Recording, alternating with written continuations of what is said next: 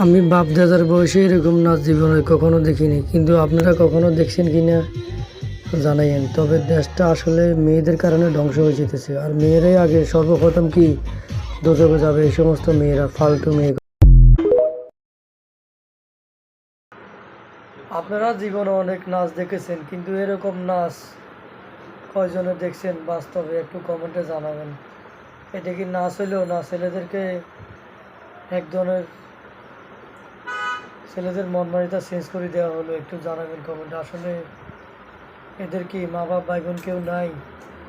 এদেরকে কি কেউ দেখে না যে এরা এরকম একটা মঞ্চের মধ্যে এরকম নাচতেছে? আসলে বাংলাদেশে তো এরকম নাচ আমি কোথাও দেখি নাই। তবে আপনারা দেখছেন কিনা জানাবেন অবশ্যই কমেন্টে, আর ভিডিওটি শেয়ার করে দিবেন।